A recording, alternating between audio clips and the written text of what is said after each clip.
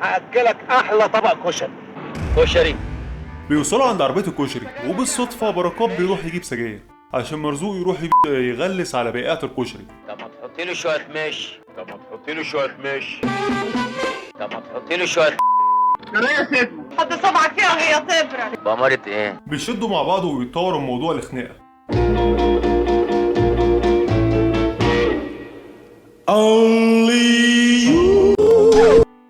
وسط رجالة الحارة الشعبية اللي ساكتين وفي قدامهم راجل بيتخانق مع ست، لحد ما بيجي بركات يهدي الموضوع ومرزوق بيغلس. 2 كشري دبل. بس كتر الفيش. بيليا بيروح يجيب قهوة، فبيلاقي عربية على بعد 3 متر ماشية على التاني، بيبقى حلق لها وتقريبا كان عايز ينتحر، لكن مرزوق بيطير وينقذه. سوبر مرزوق. انا عارف يجروا كده ايه؟ مش رايح من الشارع في ناس. يا عم دول فاكريننا فراخ. لا والله مش قصدي. مرزوق وبركات بيقابلوا الحاج علي. الحاج علي ابو السيد ابن الحاج علي. مش الحاج علي، لا الحاج علي هو اسمه كده. الحاج علي ابو السيد ابن الحاج علي. وبيتفق معاهم ان يشتري العربية ب 15000 وبيديهم 8 مقدم والباقي بعد التسجيل، بس مرزوق بيخليه يزود 2000. خلاص اهو باكل. الحاج علي متجاوب معاهم كرجل عبيط ما شافش لا بطاقة ولا ورق للعربية. حسين الاشول. ايه ده؟ مين الراجل العبيط ده؟ انا عديها على اساس انه فيلم. نمرة البطاقة كام يا سونا؟ 50 60 70 50 60 70 80. الراجل ده عبيط قوي. 80. حلو قوي بالصلاة على النبي. هنعديها على اساس انه فيلم ماشي. امضي حد. امضي اشول. الراجل ده عبيط جدا. وامضي اشول. بيقسموا الفلوس ومرزوق بيدي البركات حق النومه واللبس عشان هو صاحبه صاحب دراعي وعمه وعم قرشي.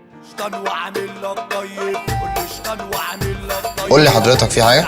مرزوق بيروح بيته بيلاقي خوليو قلب البيت لوكاندا واللحمه اللي جابها هتتنزل، فبيضطر يفرقها على الشباب، وبياخد خوليو عشان ياكلوا كشري عند بطه عشان يبيد يغلس عليها.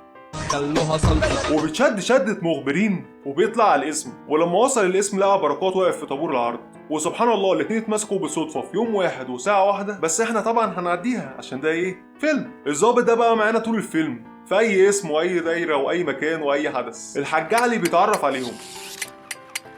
اهو يا بيه. انا لما بحضر اخد زي قطط في اسود بتعض. وده بيه. ايوه ده. احنا هناكل علقة. مين فيكم الاشول؟ لا بيه مش ده هو. بركات. بينكروا ان هم يعرفوه وكلامهم بيبقى قصاد كلامه، والقانون لا يحمي المغفلين. الحاج علي بيتهور وبيطلع مسدس بس بيستخدمه كعصايه، وكان هيضربه على عينه تقريبا. احنا مش كلنا علقة يبقى لازم ناخد حقها. وبيروح للباشا حسان اللي بيطردهم ويؤمر رجالته تخرجهم بره، وهنا بتبدا تاني معركه في الفيلم.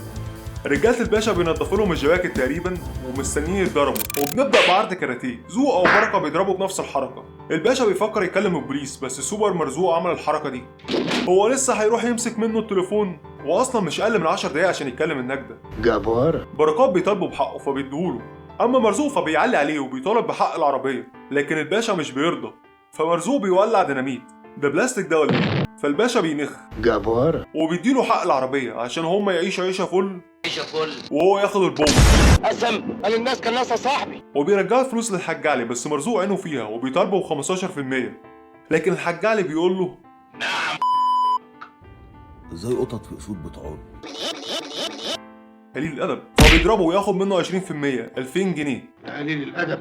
وبيروحوا ياكلوا كشري بطه، وبركات متضايق ومش لاقي شغل مع انهم المفروض لسه واخدين 2000 جنيه، بس هو لازم يشتغل سواق. فمرزوق بيسال على العربيه الخرده اللي ورا بطه، فبتقول له دي عربيه ابويا، وبيتشاركوا بطه بالعربيه وبركات بالسواقه، ومرزوق دكتور ميكانيكي. وبيبقى ده اسرع مشروع ممكن تشوفه في حياتك، اسرع من مشاريعك انت واصحابك اللي بتتفقوا عليها كل يوم على القهوه. وبكده احنا خلصنا فيديو النهارده، استنونا في الجزء الثالث. يا ريت تشجعونا بلايك واشتراك، وهيظهر لك هنا فيديوهات لو حابب تتفرج عليها. وبكده يا صاحبي اقدر اقول لك سلام يا صاحبي.